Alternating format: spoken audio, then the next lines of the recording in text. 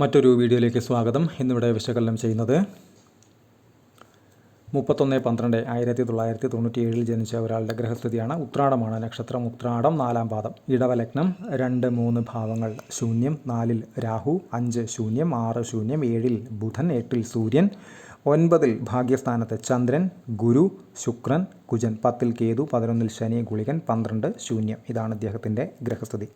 സ്ത്രീ ജാതകമാണത്. ഈ ഗ്രഹനില പരിശോധിക്കുന്ന സമയത്ത് ആദ്യമേ തന്നെ പറയേണ്ടുന്നത്, ഒന്ന് രാഹുദശ നടക്കുന്നു, 4-ലാണ് രാഹു നിൽക്കുന്നത്. വലിയ ബാധ്യതകൾ സംബന്ധമായിട്ടുള്ള കാര്യങ്ങളിലേക്ക് പോകുന്നതിന് മുൻപ് എപ്പോഴും ഒരു പുനർവിചിന്തനം അത്യാവശ്യം തന്നെയാണ്.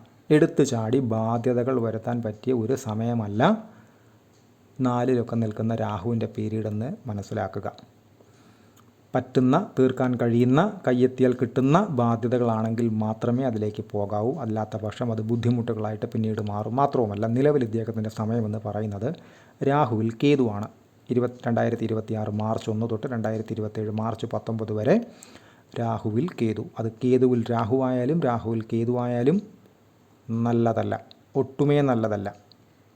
അപ്പോൾ അത് പ്രത്യേകം ശ്രദ്ധിക്കേണ്ടുന്ന എല്ലാ കാര്യങ്ങളും, സാമ്പത്തികമായിട്ടുള്ള കാര്യങ്ങൾ, മാനസികമായിട്ടുള്ള കാര്യങ്ങൾ, ശാരീരികമായിട്ടുള്ള കാര്യങ്ങൾ, ബന്ധങ്ങൾ സംബന്ധമായിട്ടുള്ള കാര്യങ്ങൾ, ഹസ്ബൻഡുമായിട്ടുള്ള റിലേഷൻ, വീട്ടിലുള്ള കാര്യങ്ങൾ എല്ലാം തന്നെ ശ്രദ്ധിക്കേണ്ടുന്ന ഒരു സമയമാണ് രാഹുവിൽ കേതു. അബദ്ധങ്ങൾ പെടാൻ വളരെ എളുപ്പമാണ്. ചിന്താശേഷി കുറയുകയും അബദ്ധ സാധ്യത കൂടുകയും ചെയ്യുന്ന ഒരു സമയം ഏതൊരു മനുഷ്യനെ സംബന്ധിച്ചും എത്ര പവർഫുള്ളായിട്ടുള്ള ഗ്രഹനിലയാണ് എന്ന് പറഞ്ഞാൽ തന്നെയും.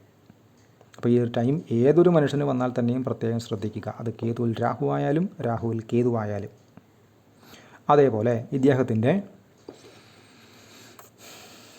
ലഗ്നാൽ 2-ൻ്റെയും 5-ൻ്റെയും ആധിപത്യം വഹിക്കുന്ന ബുധൻ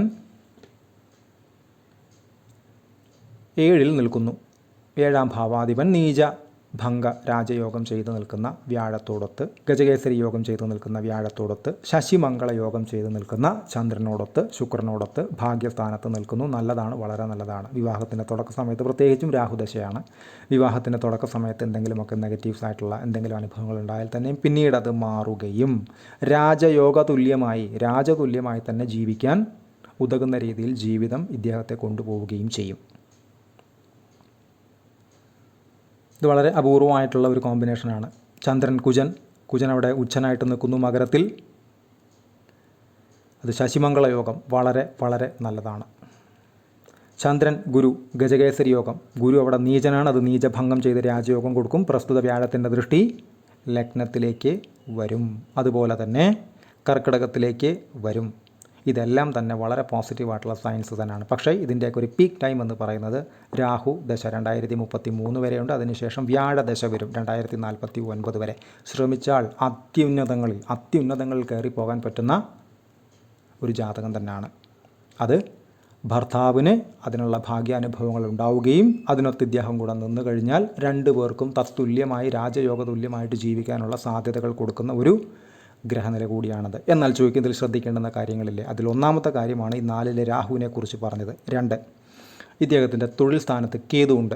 രാഹുവിൻ്റെ സ്വാഭാവികമായിട്ടുള്ള 7-ാം ദൃഷ്ടി ഉപരി 11-ൽ ശനിയോടൊത്ത് നിൽക്കുന്ന ഗുളികൻ്റെ 12-ാമത്തെ ദൃഷ്ടി എന്ന് പറയുമ്പോൾ തൊഴിൽ സംബന്ധമായിട്ടുള്ള ബുദ്ധിമുട്ടുകൾ ഏതെങ്കിലുമൊക്കെ രീതിയിൽ വരാം. തൊഴിൽ മാറ്റങ്ങൾ, ജോലി സ്ഥലത്ത് എന്തെങ്കിലും ഇറിറ്റേഷൻസ്, ഇദ്ദേഹത്തിന് മനസ്സിന് പിടിക്കാത്ത രീതിയിലുള്ള സംഭവങ്ങൾ, സാഹചര്യങ്ങൾ, സന്ദർഭങ്ങൾ ഉണ്ടാകുന്ന അവസ്ഥ ഒക്കെ ഉണ്ടാകാം. പ്രത്യേകിച്ചും രാഹുവിൽ കേതുവാണ്, രാഹുദശയുമാണ്. അപ്പോൾ അതിന് വേണ്ടുന്ന മുന്നൊരുക്കങ്ങൾ കൃത്യമായിട്ട് പരിഹാര രൂപേണ ചെയ്യുക. അതുപോലെ തന്നെ 12-ലേക്ക് പ്രത്യേകിച്ചും ഗുളികൻ്റെ 2-ാമത്തെ ദൃഷ്ടിയും രാഹുവിൻ്റെ 9-ാമത്തെ ദൃഷ്ടിയുമുണ്ട്. അൺനെസസറി ആയിട്ട് അനാവശ്യമായിട്ടുള്ള ചിലവുകൾ എന്ന് വെച്ചാൽ 500 രൂപ കിട്ടിയാൽ 1000 രൂപ കയ്യിൽ നിന്നും പോകുന്ന അവസ്ഥ, പണം ഒഴുകി ഇറങ്ങുന്ന അവസ്ഥ, ഇത് പ്രത്യേകം ശ്രദ്ധിക്കേണ്ടുന്ന ഒരു കോമ്പിനേഷൻ തന്നെയാണ്. അപ്പോൾ അതിന് വേണ്ടുന്ന പരിഹാരങ്ങളുണ്ട്, അതിന് വേണ്ടുന്ന മുന്നൊരുക്കങ്ങൾ കൃത്യമായി തന്നെ നടത്തുക. പ്രത്യേകിച്ചും രാഹുവിൻ്റെയൊക്കെ ദൃഷ്ടി ലഗ്നാൽ 12 വ്യയസ്ഥാനത്തേക്കൊക്കെ വന്നു കഴിഞ്ഞാൽ രാഹുദശ നടക്കുന്ന സമയത്ത് അനാവശ്യമായിട്ടുള്ള കാര്യങ്ങൾക്ക് അറിഞ്ഞോ അറിയാതെയോ പണം ഒഴുകി പോകുന്ന അവസ്ഥ ഒരുപാട് ആളുകൾക്കുണ്ടാകാറുണ്ട്. അപ്പോൾ അതിനുള്ള പരിഹാരങ്ങളുണ്ട്. അതൊരു പരിധി വരെ, ഒരു 60-65% വരെ അതിൽ നിന്ന് ഒരു മോചനം കിട്ടും. 100% ഒന്നും മാറ്റാൻ കഴിയില്ല. 100% മോശമായി കിടക്കുന്നതിനെ കൃത്യമായിട്ട് പരിഹാരം ചെയ്ത് കഴിഞ്ഞാൽ അതിലൊരു 60-70 മാക്സിമം 70% വരെ അതിൽ നിന്ന് നേട്ടം നമുക്ക് ഉണ്ടാക്കാൻ സാധിക്കും. ബാക്കി ഈ ഗ്രഹനിലയുടെ റൈറ്റാണ്. അതിൽ നമുക്ക് കൈകാര്യം ചെയ്യാൻ അവകാശവുമില്ല, ചെയ്തിട്ട് കാര്യവുമില്ല. ഇതാണ് പരിഹാരം എന്ന വാക്കുകൊണ്ട് ഉദ്ദേശിക്കുന്നത്. ഒരു പരിഹാരം ചെയ്തു എന്ന് വെച്ചാൽ 11-ൽ നിൽക്കുന്ന ഗുളികനെ ഈ ഗ്രഹനിലയ്ക്ക് പുറത്താക്കി എന്നല്ല അർത്ഥം. അതിനെ അവിടെ നിർത്തിക്കൊണ്ട് തന്നെ അതിനെക്കൊണ്ട് പോസിറ്റീവാക്കുന്ന രീതിയിൽ ഒരു 60-70% ഗുണപ്രദമാക്കി മാറ്റുക. ഇതാണ് പരിഹാരം എന്ന വാക്കുകൊണ്ട് അർത്ഥമാക്കുന്നത്. അത് പ്രത്യേകം മനസ്സിലാക്കേണ്ടുന്ന ഒരു കാര്യം കൂടാണ്. അതേപോലെ ഈ 9-ൽ നിൽക്കുന്ന വ്യാഴം, പൊതുവേ 5, 7, 9, 11 ഭാവങ്ങളിലൊക്കെ വ്യാഴം നിന്ന് കഴിഞ്ഞാൽ പൊതുവെ അത് വളരെ നല്ലതാണ്. അത് നീചഭംഗ രാജയോഗം കൊടുക്കുന്ന വ്യാഴം എന്നൊക്കെ പറഞ്ഞു കഴിഞ്ഞാൽ ശ്രമിച്ചാൽ അത്യുന്നതങ്ങളിൽ, നേരത്തെ ഞാൻ ആ വേർഡ് യൂസ് ചെയ്തിരുന്നു, അത്യുന്നതങ്ങളിൽ തന്നെ ജീവിതം ഇദ്ദേഹത്തെ എത്തിക്കുകയും ചെയ്യും. പക്ഷേ ഒരല്പം ക്ഷമ കാണിച്ചേ മതിയാകൂ. രാഹുദശ 2033 വരെയുണ്ട്. 4-ലാണ് രാഹുവിൻ്റെ സ്ഥാനം. അത്ര ബെറ്റർ ആയിട്ടുള്ള ഒരു പൊസിഷൻ അല്ല രാഹുവിനെ സംബന്ധിച്ച്. അപ്പോൾ അത് ശ്രദ്ധിക്കേണ്ടതാണ്, ബാധ്യതകൾ വരുത്താതെ പോകേണ്ടതാണ്. മാത്രവുമല്ല ഇദ്ദേഹം വസ്തു വാങ്ങുന്ന കാര്യമൊക്കെ പറഞ്ഞിരുന്നു. അപ്പോൾ ഈ രാഹുവിലൊക്കെ കേതു നടക്കുന്ന സമയത്ത് നടത്തുന്ന വസ്തു ഇടപാടുകളൊക്കെ പ്രത്യേകിച്ചും അതിൻ്റെ ഡോക്യുമെൻറ്റ്സ് കാര്യങ്ങളൊക്കെ പ്രത്യേകിച്ചും പക്കയാണ്, പെർഫെക്റ്റാണ് എന്ന് ഉറപ്പാക്കുക. അതേപോലെ തന്നെ ഈ വസ്തു സംബന്ധമായിട്ട് തർക്കങ്ങളില്ല, ഭാവിയിൽ ബുദ്ധിമുട്ടുകളില്ല എന്ന് പറയുന്ന അവസ്ഥകളൊക്കെ കൃത്യമായിട്ട് ഉറപ്പിച്ച ശേഷമേ വസ്തു ഇടപാടുകൾ പോലെയുള്ള കാര്യങ്ങളിലേക്കൊക്കെ പോകാവൂ. രാഹുദശ നടക്കുകയും രാഹുൽ കേതു ആയിരിക്കുകയും 4-ൽ രാഹു നിൽക്കുകയൊക്കെ ചെയ്തു കഴിഞ്ഞാൽ അത് പ്രത്യേകിച്ച് 4-ാം ഭാവാധിപന് ഗുളികനോടൊത്ത് നിൽക്കുന്ന ശനിയുടെ 10ാമത്തെ ദൃഷ്ടിയുമുണ്ട്. അപ്പോൾ ഈ വസ്തു ഇടപാടുകൾ പോലെയുള്ള കാര്യങ്ങൾ ചെയ്യുന്നതിന് കുഴപ്പമൊന്നുമില്ല. ഒരു ഡേറ്റ് കൃത്യമായിട്ട് ഞാൻ പറഞ്ഞു കൊടുത്തിട്ടുണ്ട്.